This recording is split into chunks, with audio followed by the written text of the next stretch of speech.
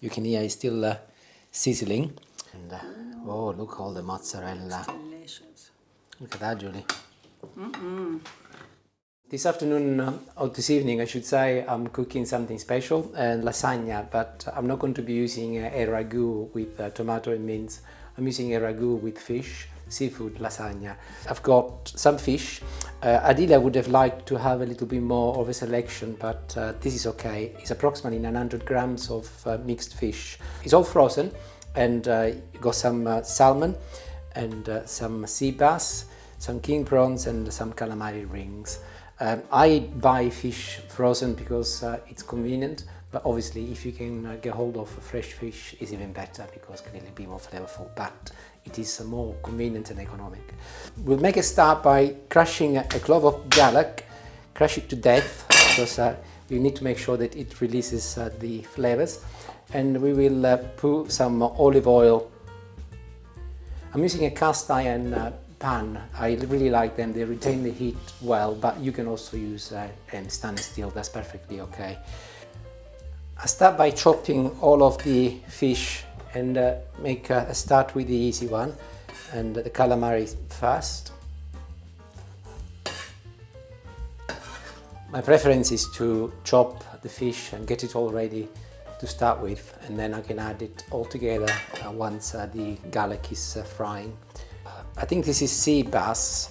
I wasn't too sure if it was sea bass or cod. I think it's sea bass. It was frozen, so difficult to see, and I threw the bag away. But I chop it into cubes. Rough cubes will be fine because once it's cooked it will come apart anyway. And I add it to the calamari. Try and use fish which has got lots of flavour. Avoid things like trout because they are quite earthy in flavour, and whereas cod and sea bass or salmon, they are very rounded flavour and much nicer in terms of what we're going to be preparing. I slice the prawns in half just like this, so that you will find them when you're eating your lasagna, and I like to think that you can distinguish the fish. You could throw everything in a food mixer by all means, but that in terms of the flavour would be fine, but it's not the same to retain the shape of the fish, because it's quite nice to see what you're eating. It might be frozen, but it is very smelly. We have fish once or twice a week, and we always use frozen fish. Something we do quite often is seafood pasta or seafood risotto. I will cook those as well and show you. Not today.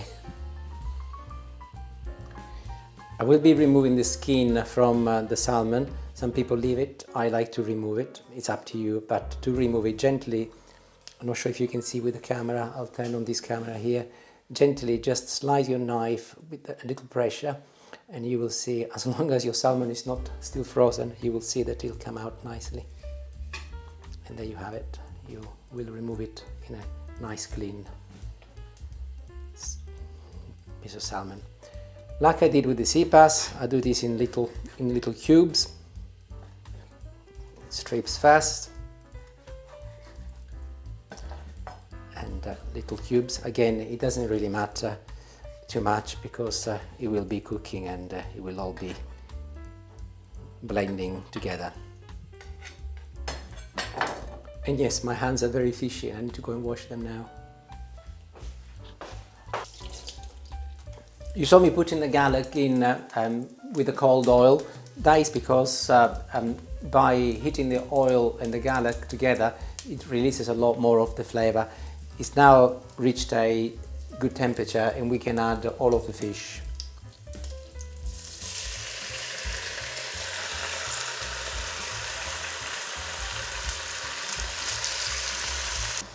I will add half a teaspoon of salt, not a lot, as there is the salmon in there, which will also carry some of the salty flavour. There will be quite a lot of water coming from this for two reasons. Number one, clearly fish will release its own water, but also this is defrosted and no doubt will have more water than what would have actually had if it was naturally fresh fish. I'm cooking this today And I will not be baking it tonight. This is for Christmas Eve, so I will be leaving it in the fridge overnight. So you will have to wait until tomorrow night before you can see the final outcome. Not that it makes much difference for you, but it will for me, because I won't be able to test it for a day. So that means clearly that you can do this the night before and then leave it in the fridge, and then you bake it the following day, and that's dinner dealt with. Ooh, smells good. Smells fishy. People think that this is a complicated recipe. Actually, I think it's considerably simpler than making it with mince, and it's also different. It involves different ingredients, but also less vegetables, and simpler as a process. So all of the water has evaporated, and you will see that at the bottom we've got this stickiness, and that means that all of the sugar has also been released and caramelized. This is when we add the wine. I've got a half glass of white dry wine.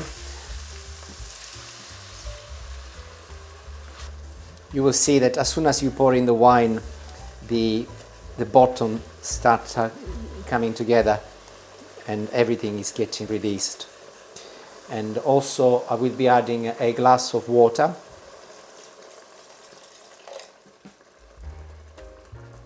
I've already put some salt. I'm now going to add some pepper. Quite generous with pepper. So the flavour of the wine has gone, and I'm now going to add a tin of cherry tomatoes. You can also add chopped tomatoes or fresh tomatoes, whatever you have.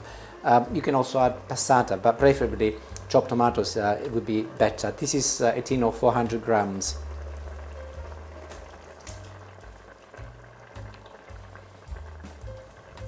And whilst it's still on a high heat, I'm also going to add some water. This is water I use to rinse the tin of the cherry tomatoes, so that it retains some of the flavour as well, and we don't waste any.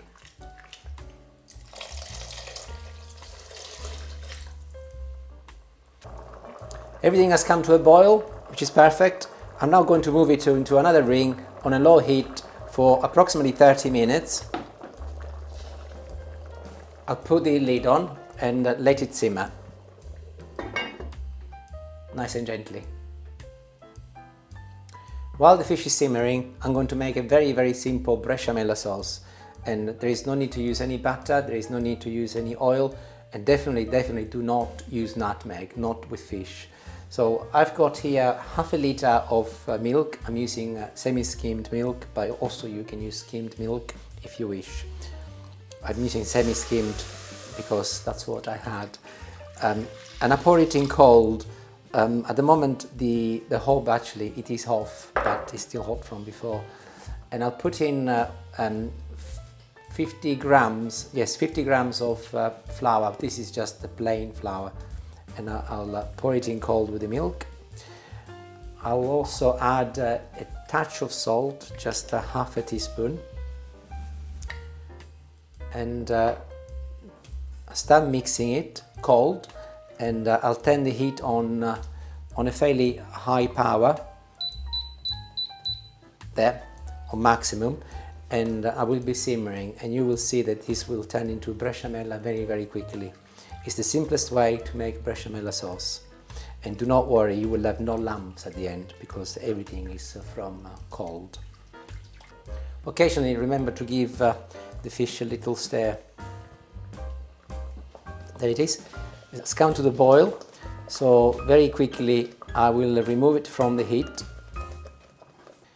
and just mix it for 20 to 30 seconds. You can see that it's ready. If you don't want a film to be created, just put the lid on, and I'm gonna put it away until later. Hello. My wife has come downstairs. Hopefully she will not be turning the kettle on today. So after 30 minutes, it's been simmering nicely. We will be adding the Béchamel to our fish, and I'll just pour it in.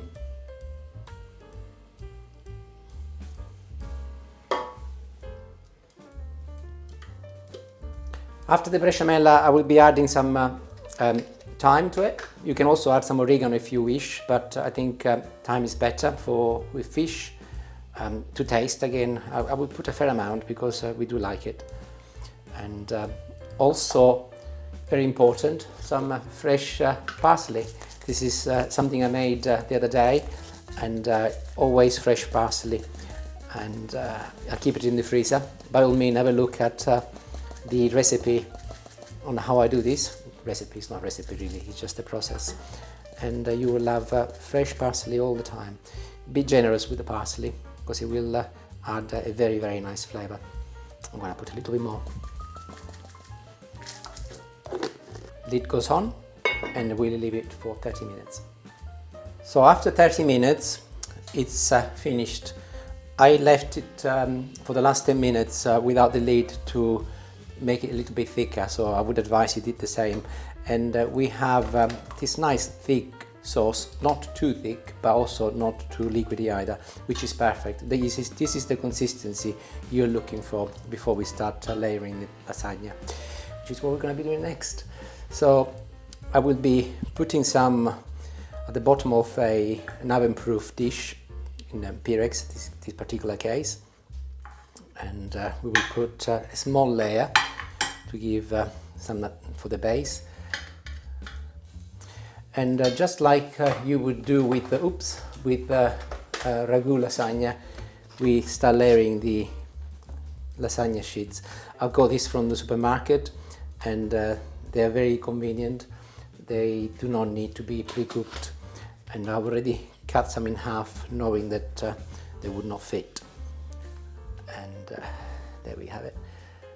And we go with another layer of our lovely sauce.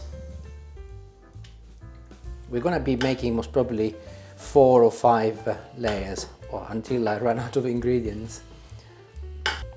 I've got some cheese here. I'm using Grana Padano, not Parmesan cheese. You can use Parmesan cheese by all means, but it's a little bit stronger. Grana Padano is milder as taste and also is cheaper. So, but in this particular case, that is what I'm going to be using. So I'll do one layer with cheese and one layer without. So off I go again with my lasagna. Generally, when you're layering lasagna, you start with little sauce and you are a bit more generous towards the end so that it percolates down. You can see that the fish has retained its shape. This is the squid. You can see also the salmon, which is really lovely, and it's not too tomatoey, which is also nice because you should be able to taste the fish, not other ingredients. Also, don't put too much cheese on because you want to taste the fish, not the cheese. I'm at the penultimate layer, and this is where I'm going to be adding some mozzarella. Again, I've got some fresh mozzarella here. Just one bowl is enough. Don't put too much mozzarella either because again, you don't want to taste too much of the mozzarella, but it is a lovely ingredient to have. And I'll be chopping it by hand. Again, you can choose to do it in cubes if you like. I think it looks nice like this. And there it is, looking very beautiful. And on the very, very top layer, I will be sprinkling the rest of my Grana cheese, ready for tomorrow. One last tip. I'm going to be piercing a few holes randomly so that when it cooks, it bubbles up. You will not end up with this big bubble of lasagna coming up. Just stab it. I think that's enough. I will be putting some film or some tin foil on top, and once it's cooled down, I'll leave it in the fridge overnight, and tomorrow I'll get it out and I will put in the oven for 180 degrees for approximately 30 to 40 minutes, and then I will show you what it looks like once it comes out of the oven. So see you tomorrow. Bye. It's Christmas Eve. I have just finished cooking the lasagna in the oven for 35 minutes at 180 degrees. You can hear it's still sizzling. I decided that as it was in the fridge overnight, I cooked it for the first 20 minutes with some tin foil on top. I think it would have absorbed some of the liquid. And the last 15 minutes without any tin foil. I'm not going to let it rest for 5 minutes before I serve it, and then we can take a good look. Very gently I lift it in a plate. And oh, look all the mozzarella. Delicious. Look at that. Look at that, Julie. Okay. We're about to go and eat, so I won't be tasting it. But I can tell you from the smell that it's really fishy in a good way and delicious. We will be eating ours with some caponata. I made that the other day. I posted the recipe. I then froze it and defrosted it this morning, so you can do that with the caponata as well. So enjoy. Hopefully you like the video. Please subscribe, and we will have more people following and hopefully enjoy the cooking, the Sicilian cooking. Thank you very much and happy Christmas. Bye bye and ciao ciao for now.